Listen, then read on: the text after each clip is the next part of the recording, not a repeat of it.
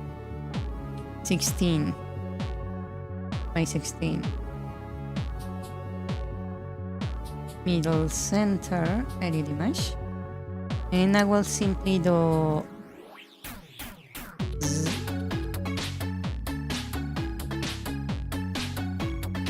maybe I don't need to make it a bit bigger.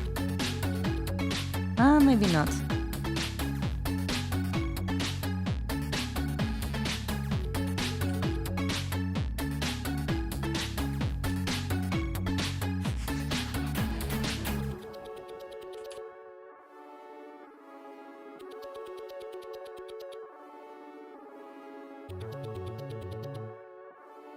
That's good enough.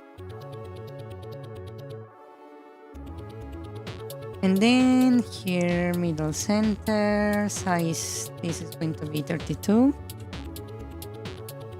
Apply, edit image. Okay. So this one is going to be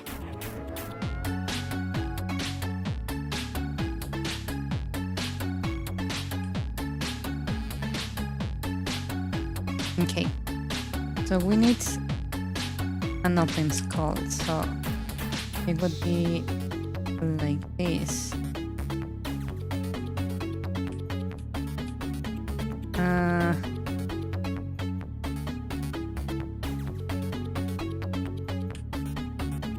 Actually, let me just use a circle.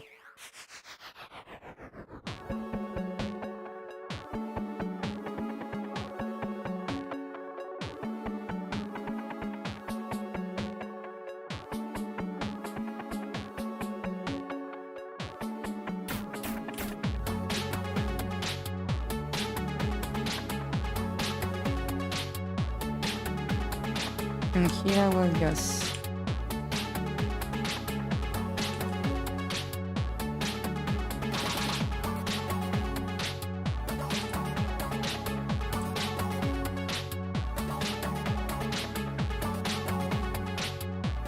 go like this. No, that's a bit too.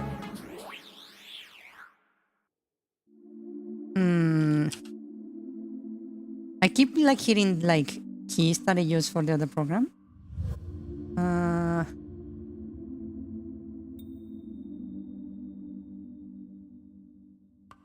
Sprite time. Yes.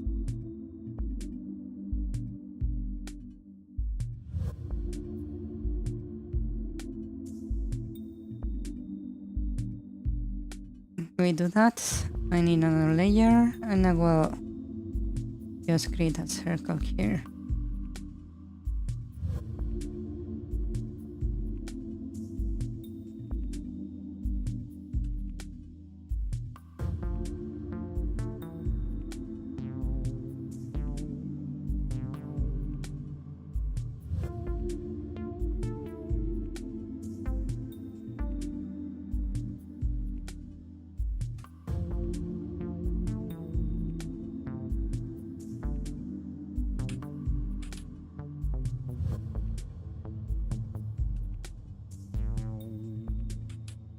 Really? This is not cooperating.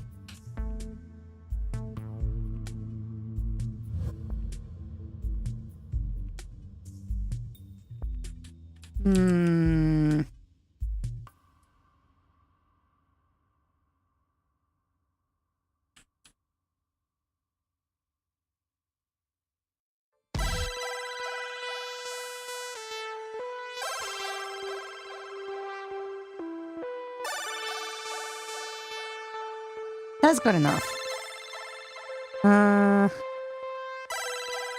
Actually, not good enough.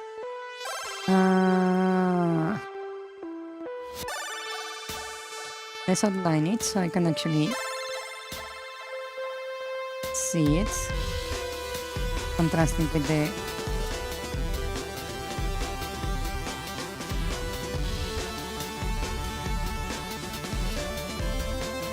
rest of the skull. Right? So it looks like this. Right? Right?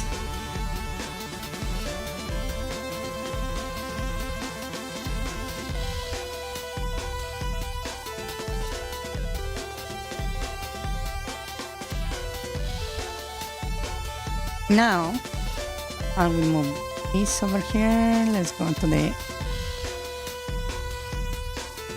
objects. Let's see, Necoscope. That right there. Then we go to the other one. I'm doing this like really fast.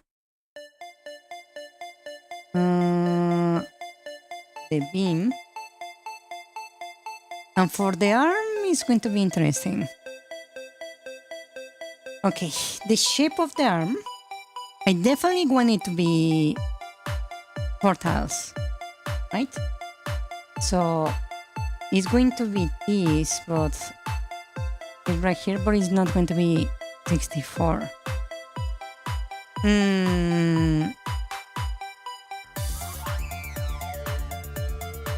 Let me cross that.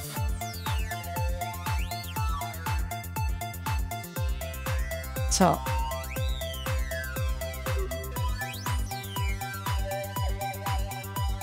the arm would be like this big or that big. 3 by 2? 2 by 2? I think 3 by 2 would do a better job.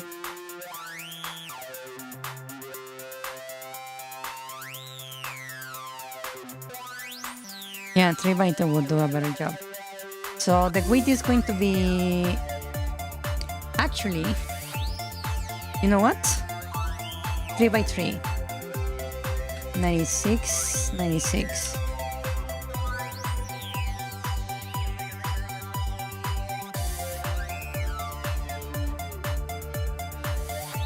Middle center. And the default position is going to be a bit interesting. So we're going to have an arm that is like this. Actually, I need... No.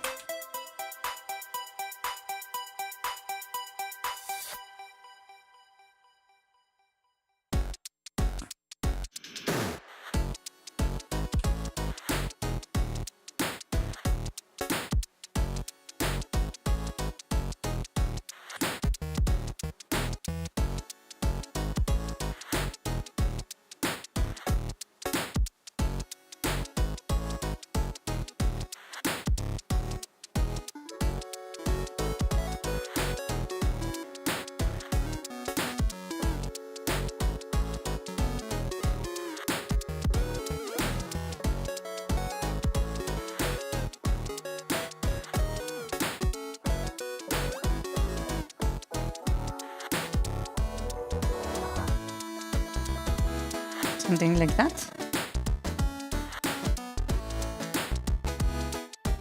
Right. And then I just do a little outline.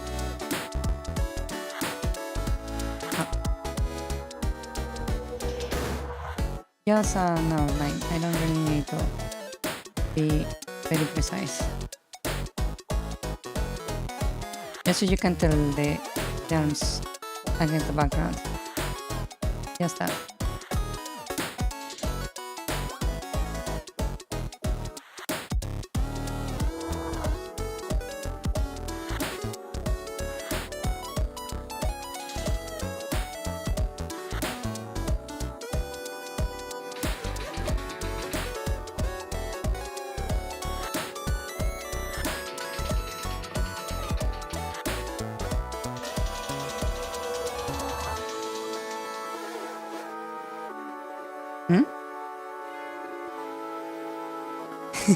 Just throwing together the entire game at last minute thought.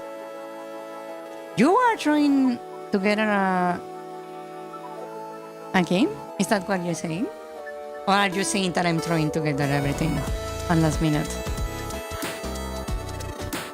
Are you implying I don't plan?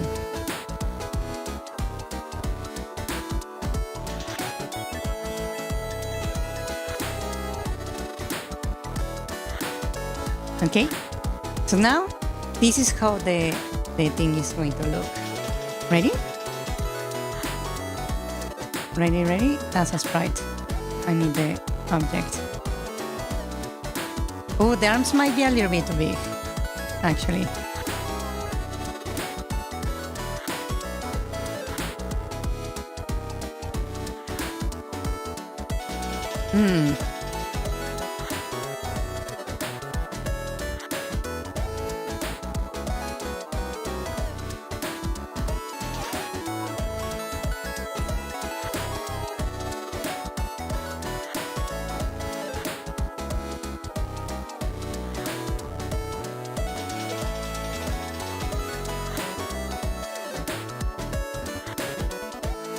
Yeah, I think I'm going to scale them down.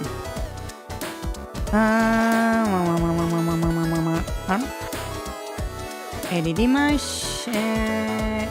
Image. Precise all frames. Let's cut this by percentage. Scale image.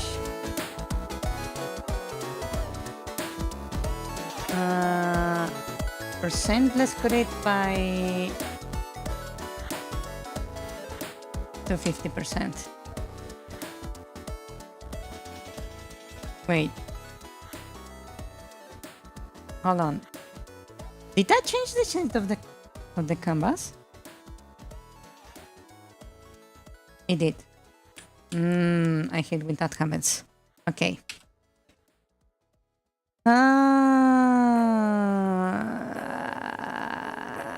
This doesn't have a resizing tool, does it? It doesn't.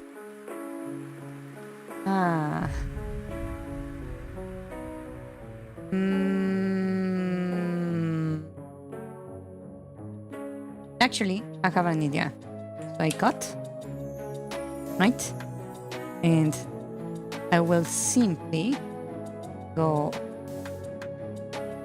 96 in half is 45 plus 3, 48.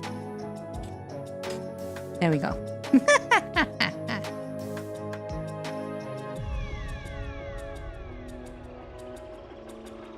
Okay, so I got the other layer, I grab it, cut, 96 in half is 48, and then I just poof. There you have it. Knowing how the tools works is extremely useful.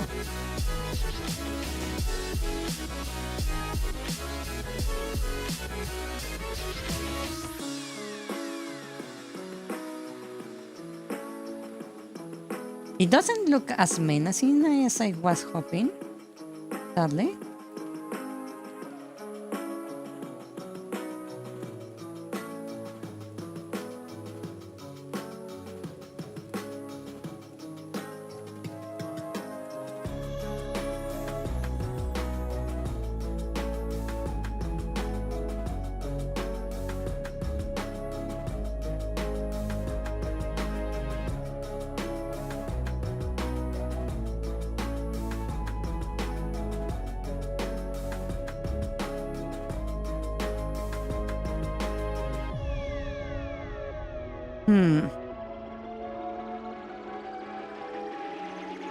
Also, we have the skulls. That's a sprite. We have like these guys floating around. And the ones that are supposed to shoot. That skull is too big.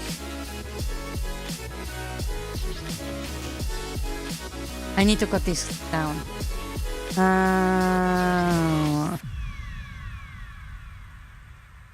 Edit image.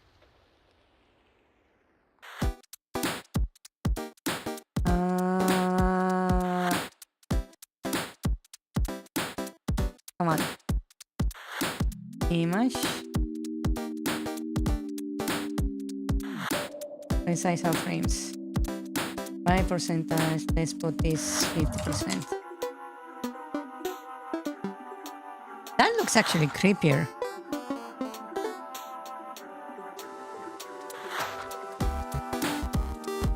That actually looks way creepier.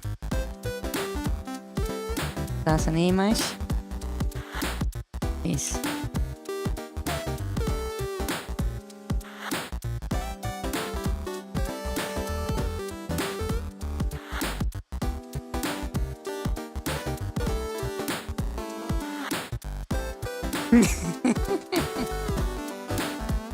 It does look a bit broken, yes.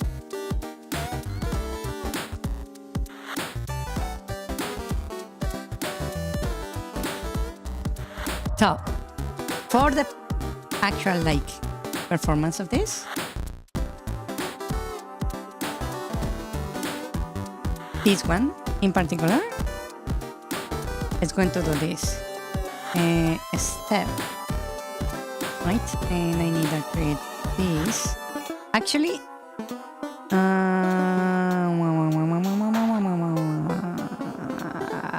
let me delete this. Hold on.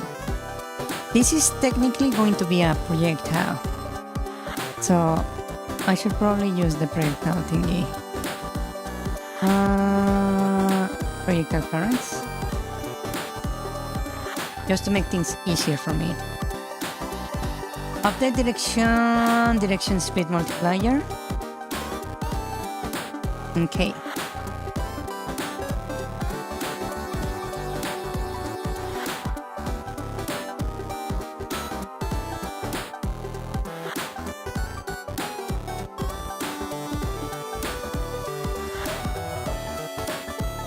Function updates. Attack time.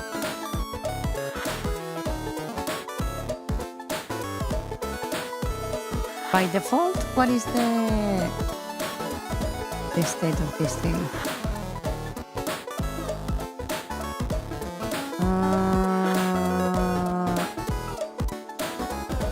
State attack by default.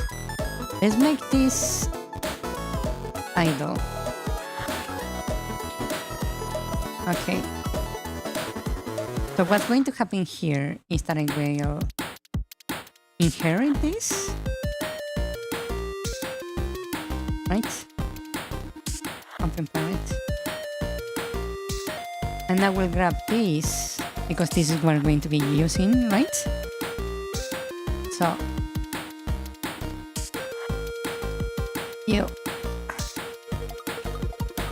this is the state. We don't need these two because we are already using them, right? And we will have an idle where it will be basically a charge, right? So image angle plus plus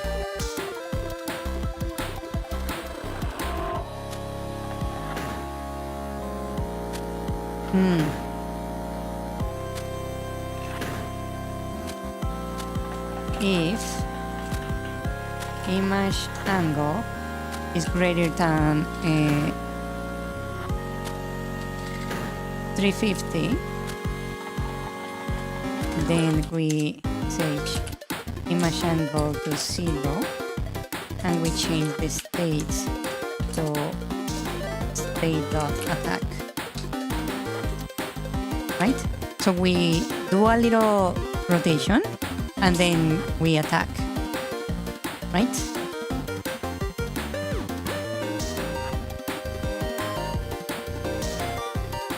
And let's make this direction by default long, just so it doesn't do weird stuff, right?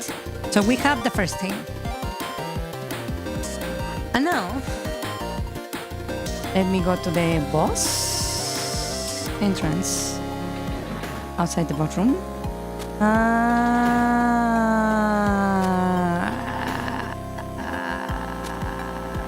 Rooms. Where are the rooms? Rooms. Or the entrance right here. And I will simply put a boss key outside, just so we can test. Right? I will put it oh, there is no boss door. I just realized that. I never actually made the boss door. Wait. Huh? Excuse you? Okay, hold on. There is no door for the key. Generic placeholder doors, generic dungeons, washroom door. There we go.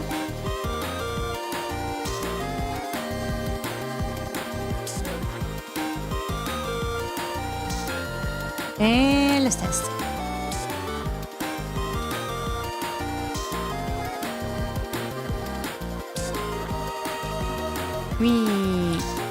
Excuse me. Dropping by. Excuse me. Right. What was? Oh! Okay, that was not the thing. He cried. Let's go. All done. Continue going there. Over here. Going down. I believe it was this one? That one? Oh. I suppose I don't have... Did I... Wait.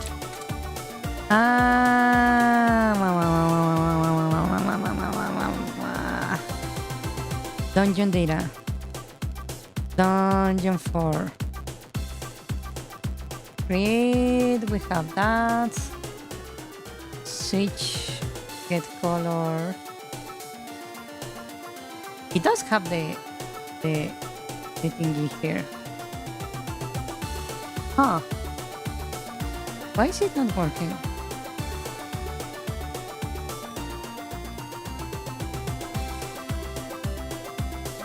Hold on. Rooms.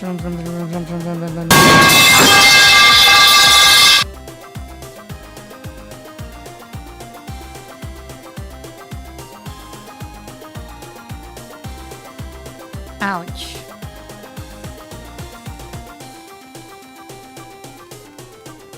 Why? I was having so much fun. Not screen. Instances. 1, 2, 3. We don't have a 4. Oh.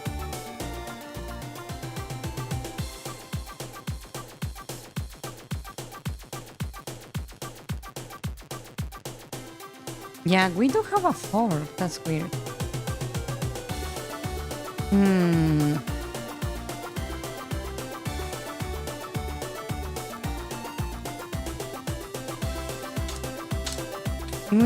Okay.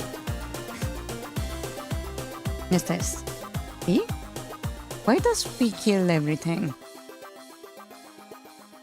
Save data. Dungeon 4. Edit object.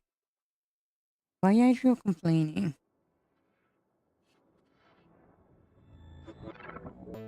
Get color. I can just set this to false.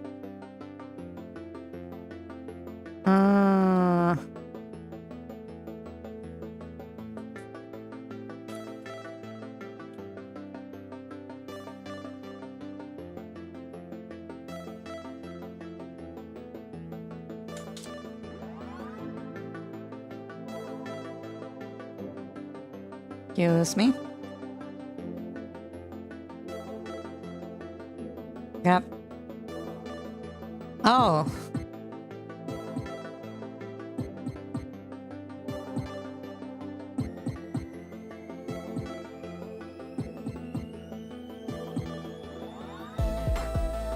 Huh. Non-object dot save data.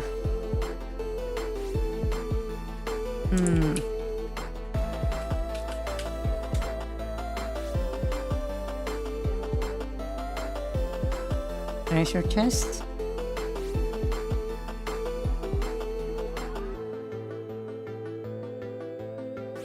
Oh,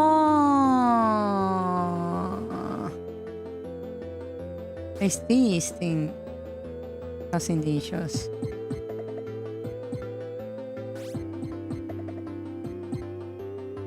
Why do I have this here again? I don't even remember.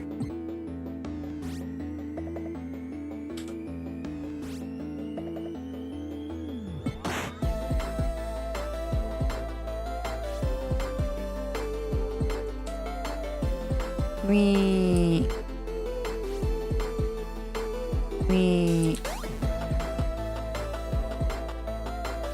see?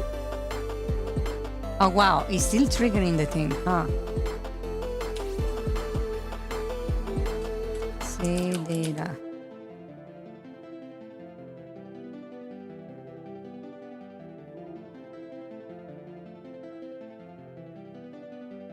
Oh. I really fucked up, huh? Hold on. This is going to take a bit to fix. In a moment. That's fine. That's fine. What is this? That needs to be destroyed.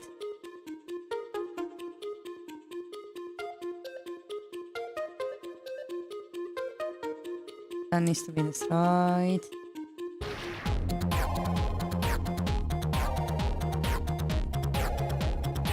That needs to be destroyed.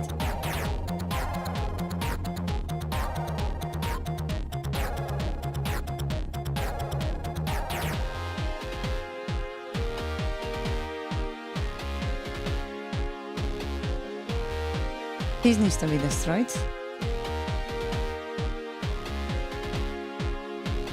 Now I remember what I was doing.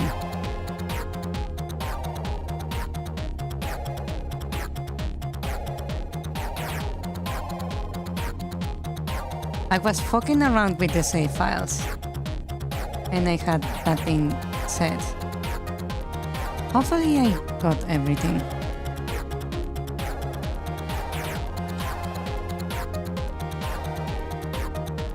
Let's see.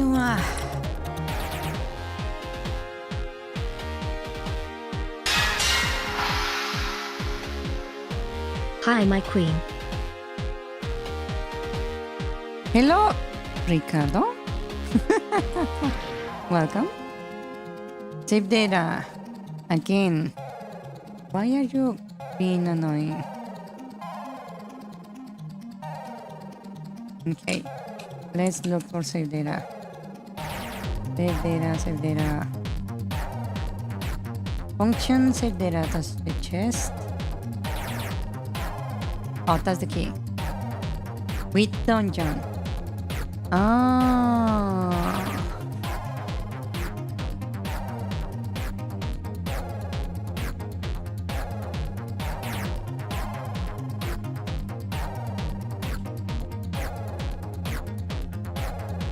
Hold on, what's happening here?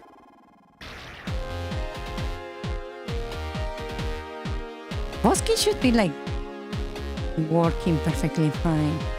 Why is this malfunctioning now?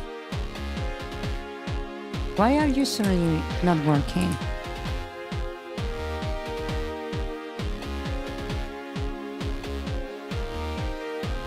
Let's see. So that's correct.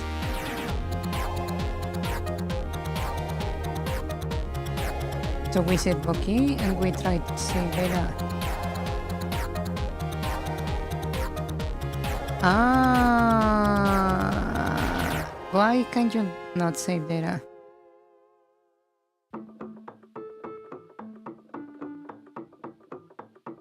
Wait. Didn't I have a function that was specifically saving data? What happened?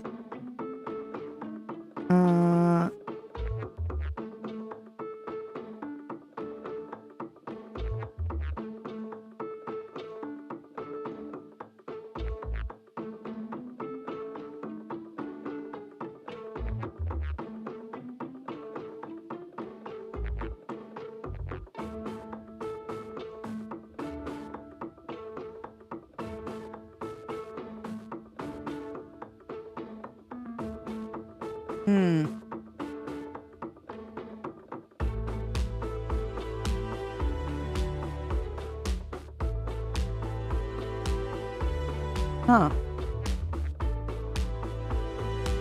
That's weird.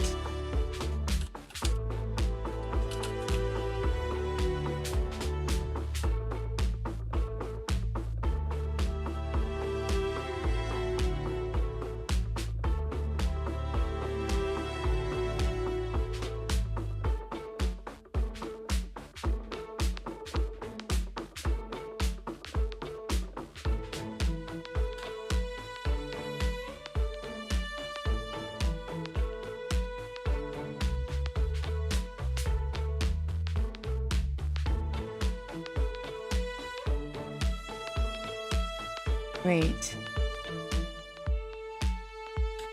Why does that send me over here? That's weird. Save data argument that save. Ah, okay. Okay. I get it. I get it.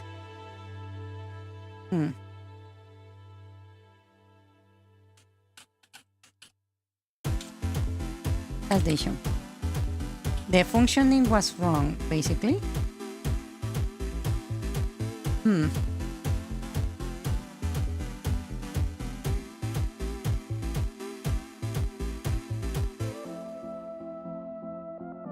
Okay. Ricardo too. The sequel.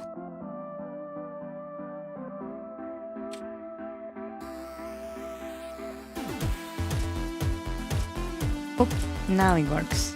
Ow. Okay, there is our lovely boss.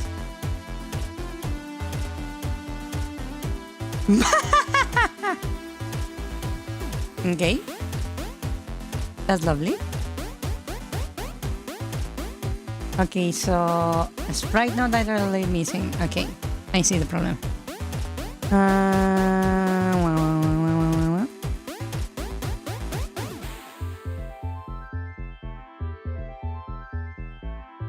So the character name has to match the thing we're looking for, right? So this will be Neko Skull has the name. This one over here has to have the name. Oh, it didn't even. This one doesn't even have the. Well, whatever. The Necromancer also has the issues. Necromancer. Right? And that means I need to fix this over here. Neko Skull. Basically, let me check what I need exactly.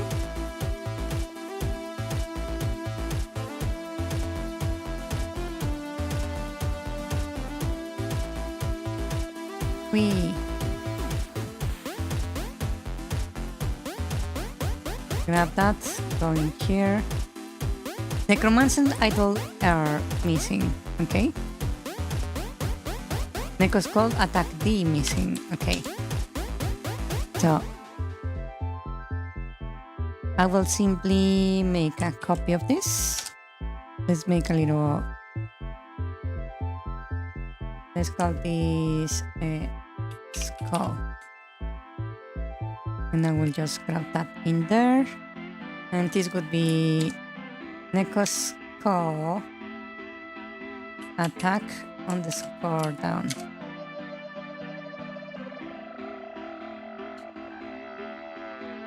Right. And that should fix the issue with that particular sprite.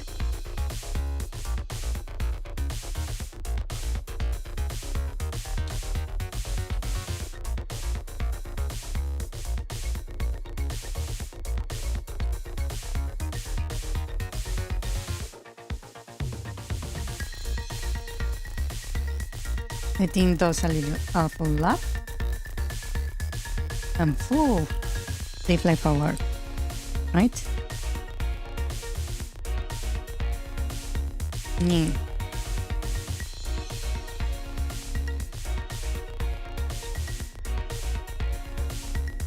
They are a bit slow, I would say. So, Nico's call. First, let's alter the speed. Let's make that 2. Right? To double the speed.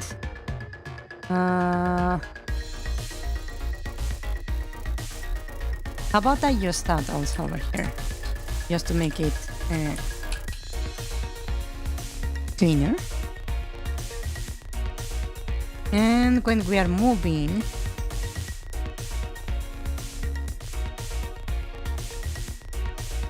here we're using the check of collision.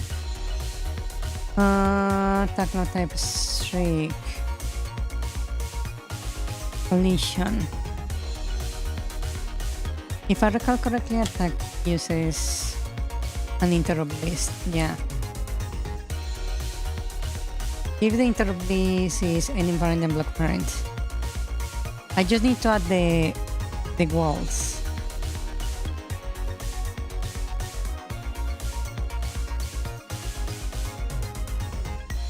I'm pretty sure I had a function for that, but I don't remember.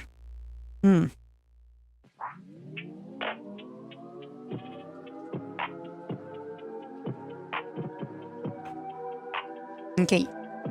Let me test for damage, actually.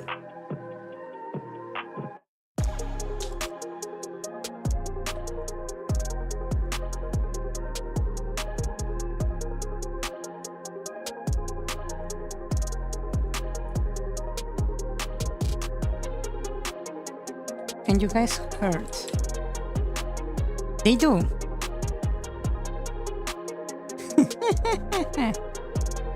Which is quite nice.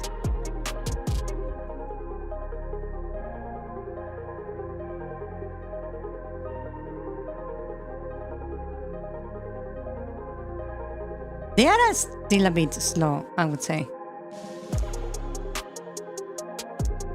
So let's increase the multiplier.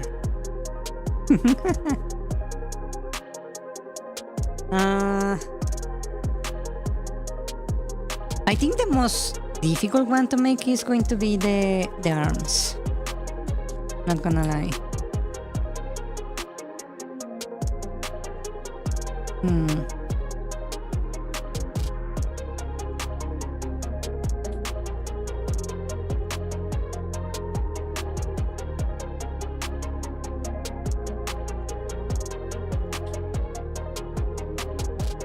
That was better. Not gonna lie.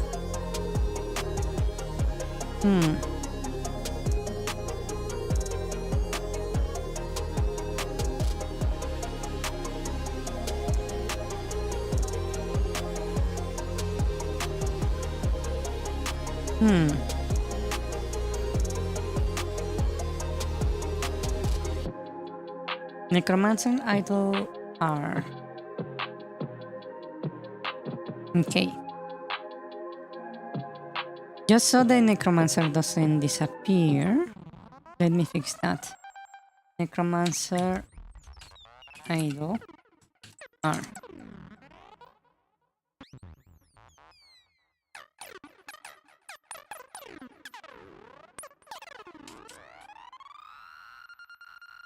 I think we did quite a bit of progress today. We started the boss fight. We still have to do the knight. Look at that. That looks way better. Doesn't it?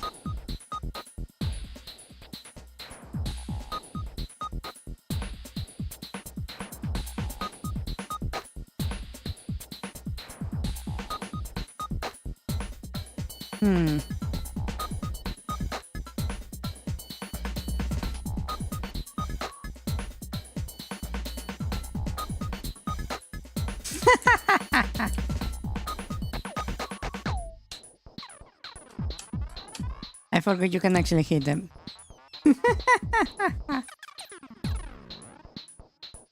It was indeed productive. I'm going to need a hit animation also. Hmm.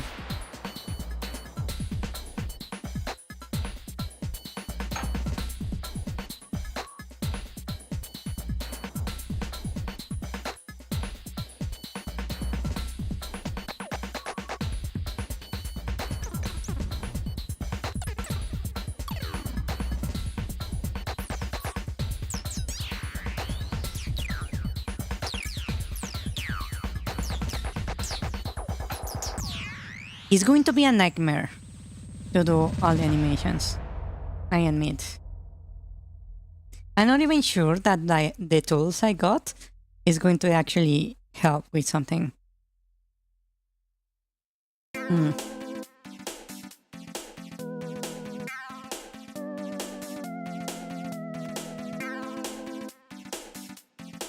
Hmm.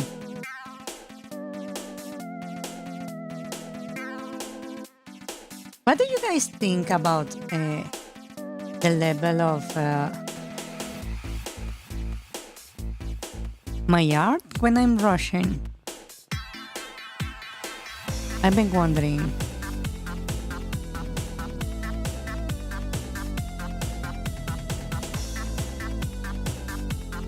Decent?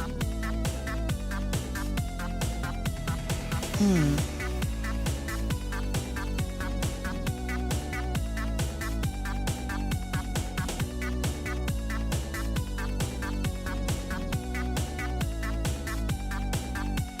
AIMS 9577 has perished, and it's getting timed out for 1 minute. Well, there goes Heinz. 3 pints. Do you know what I need to do? I need to add an explosion sound effect whenever someone falls for that. I'm going to do that after this stream. It's the first thing I'm going to do. Because it's funny. Yeah.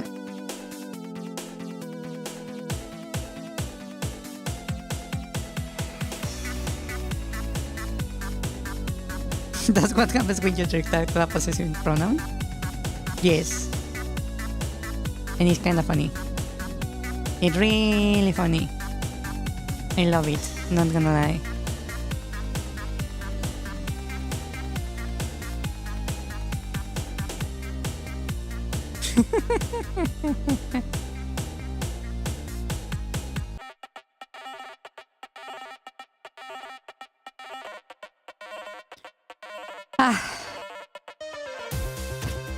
I think we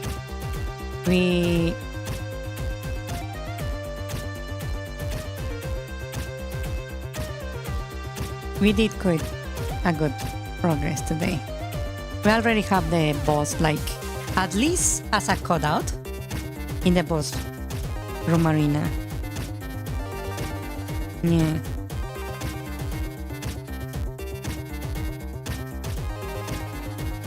Which I think is very nice.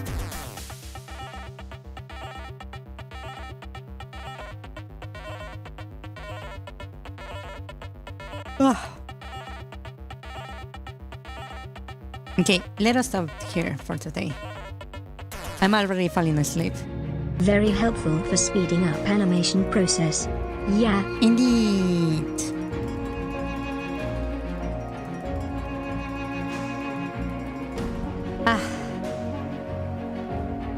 We shall continue this next time.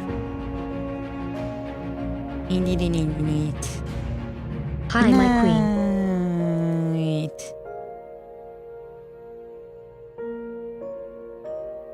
Good night. I modified the music.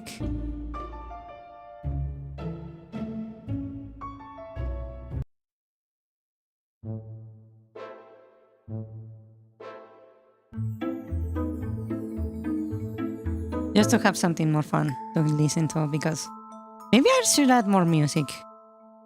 Yeah, maybe I should add more music. Yeah. I think it's necessary.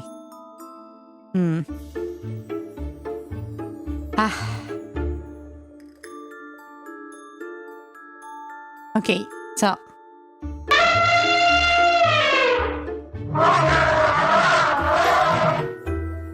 Good night, everyone. Good night, elephant. Good night. Bye bye. Rest well. Good night. Rest well. Bye bye. Good night. Thank you for coming to the stream. We are almost done with Dungeon 4. Next is Dungeon 6. And we will be done with the easy dungeons. Indeed.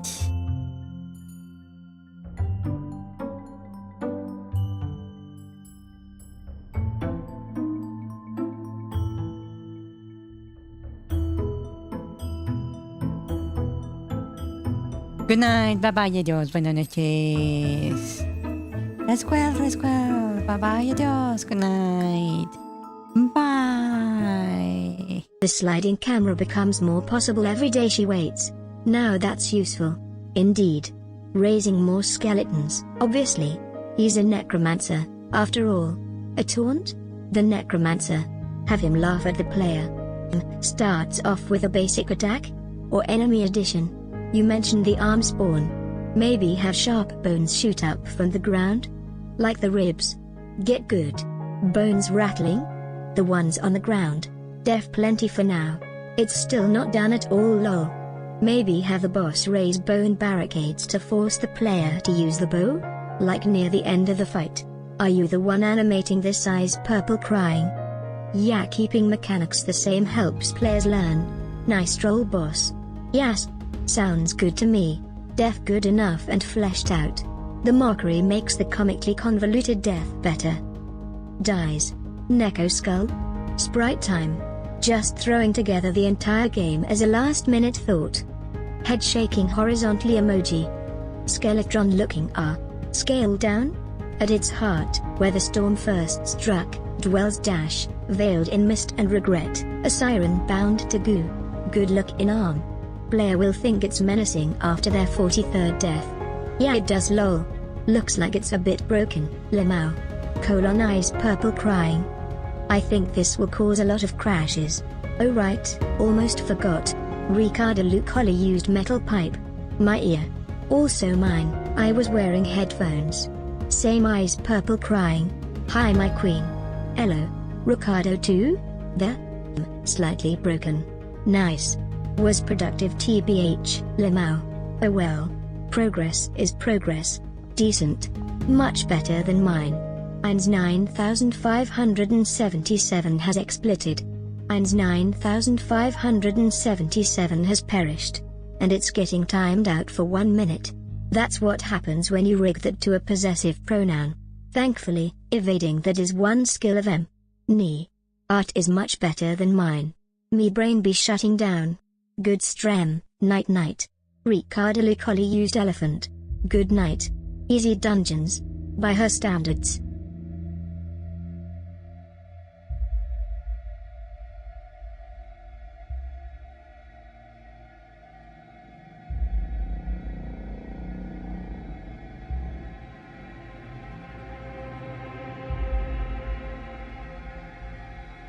Sigma.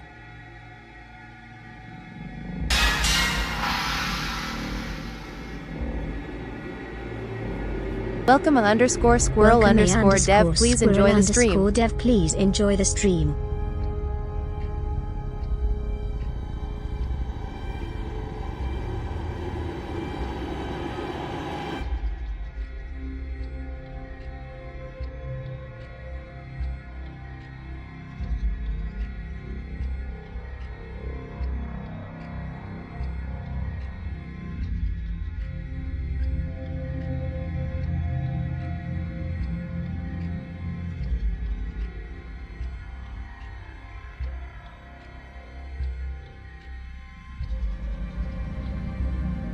Just a random jump scare at the very end. D.